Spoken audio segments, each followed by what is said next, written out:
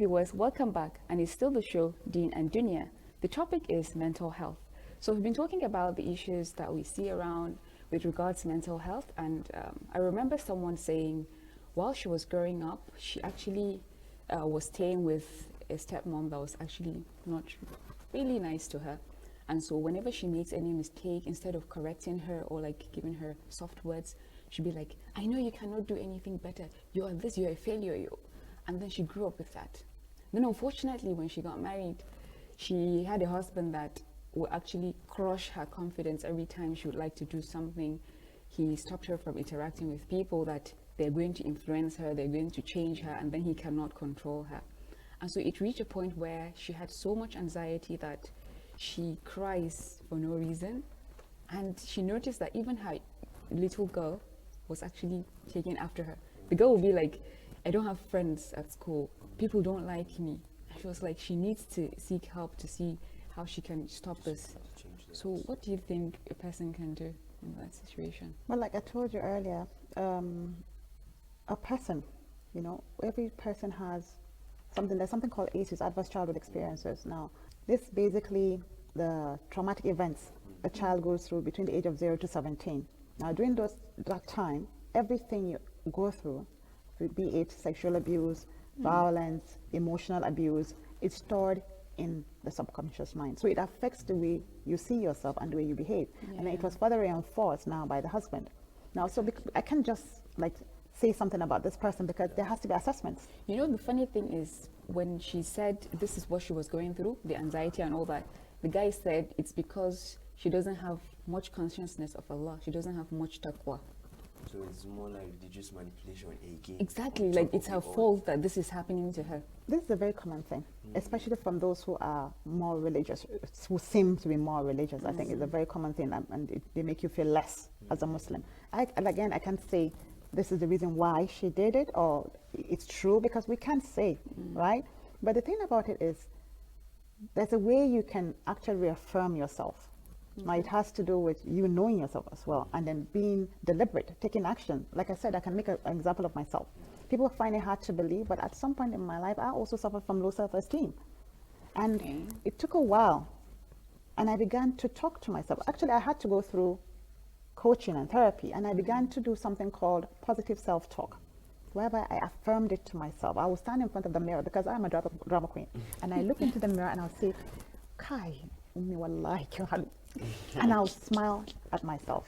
And I tell myself beautiful things I want people to tell me. And I think that's it. We need to work on this need for external validation. Yeah, you don't have to wait tell for yourself somebody what to tell you you. want people to tell you. You don't have to do it in front of a mirror. But just, it's so important to reaffirm it over and over because the mind is powerful. The mind believes whatever you tell it. So if you keep telling it, it will be embedded in your subconscious mind. So it's something perhaps I would have also talked to your friend about and tell her, perhaps amongst other things. Because, it will be amongst other things. Practicing positive self-talk, it does help. When you know, okay, so if it's now that way, there's no one size shoe fits all. So is there like mental health first aid that you can, you know, help people with, that someone has been at the lowest point in of their life for a while, they are not able to do anything else, and just want to help, you don't know what to do about it. So is there like any first aid that you can help administer or help the person with, at least to make them feel a little bit better to actually come out of the house and come for coaching or to come for mentoring or to go for therapy if necessary? Yeah, actually, coincidentally, I'm actually a mental health first aider. So we're trained to actually be like the intervention between before the person actually sees a certified or a psychologist or a therapist. So basically what we do, like I'm also a master practitioner of neurolinguistic programming, and there's something called rapport. Rapport is building trust. Now, for example, if someone is going through this, the first thing I would do is to build a connection, and I start with compliments. We all like compliments. When you meet, I like your smile. Oh my God, I really do love your dress, and I had asked you earlier, where can I get it? It brought a smile to your face. So no matter how bad a person is feeling, start with building rapport. Give the person a compliment. Say something nice. And then most importantly, listen. We don't listen. Listen to people. We talk without looking at people, and it affects it. If you wanted to really connect with someone, you really have to look into their eyes and show concern. Feel it on your body. Some people will tell you that they're uncomfortable with what do you call it? Eye Because they're contact. not used to it. It's not normal in our own It's not. society. It's not. Exactly. It's not. But you see, like for example, now it's not just eye contact. For example, now if you come to me, I would ask, "Can I hold your hand?" I will seek permission, because sometimes that's all we need. Someone to just make you feel a little better. How are you doing? Okay now. How's work? You look really pretty. Thank you so much. Do you know there are people that they've not been told they look pretty in a very, very long time? Shocked. And we No. do something called psychotherapy. Psychotherapy is basically talk therapy. Yeah. Get people to like love themselves again. Again, there is this thing. Somebody actually went through a very traumatic event, and it made her like she hated the environment she was living in because that thing happened to her there. She even left the city. She didn't even want to go back there. And somebody said she was maybe suffering from post-traumatic stress disorder or something like that. And so people don't understand that maybe it was the event that caused that. It'll be like they'll force her to just go there, and she'll be like, "No, I don't want to go there." So I don't know. People don't understand these things. It's How possible. do you now make people to understand that look, these things happen, and it's not your place to judge the person and make them to even feel worse. You should try to make them feel better. I don't know. It's like this wide notion. I think what you said earlier also, we need sensitization and all that. The awareness has to be there, but how do you now begin to propagate this awareness when people don't even believe that it is possible to have a mental health problem?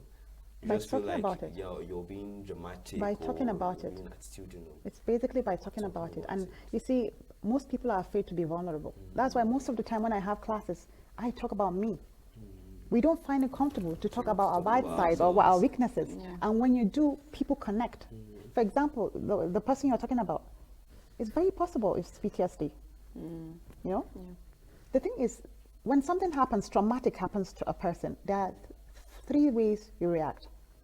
Naturally, your body reacts to trauma. It could be fight, it could be flight, it could be freeze. Now, I'll give an example. You find yourself in a forest, just like we're sitting right here. We just find ourselves in a forest right now. You know, just the way we wrote to just, and then you just open your eyes and you see yourself right there, right now. It's not village people matter. It just happened. Just happened. And then you see a hungry-looking lion right at you. Your body will do three things. One, first, it may freeze and you just stand there. Just kill me, finish. Or fight mode. You decide to pick up a stick. You know you can't fight a lion with a stick, but you will try something to defend yourself. Yeah. Or thirdly, you could flee. You decide to run. You know you cannot outrun a lion, but you will try. Now, when you're going through this, your heart begins to beat faster. You begin to sweat. You begin to shake. That is how the body reacts to trauma. Now, the person you're talking about, it's possible. Anytime she goes back to that place, the traumatic event happens, she relives it all over again. Her heart will beat faster. She may begin to sweat. So, like I told you again, can you explain that to someone? Can you explain that feeling? No. So they wouldn't understand it. That is why there is need for us to do mental health awareness. People don't understand it. And you can't blame them. They don't understand what they don't. They can't have sympathy or empathy for things they don't understand. So we'd have to talk a little more about it. We'll have to talk to people. We have to create like what's happening. Now we have to make awareness for mental health. We have to let people know that it is something that happens, and we should really try to, just find a way to make sure that everyone, you don't leave anyone, no one is left behind. You don't leave anyone feeling down. You don't leave anyone behind. Don't leave anyone at the back. Another thing is personality. People don't understand that you can have a different personality as everyone else.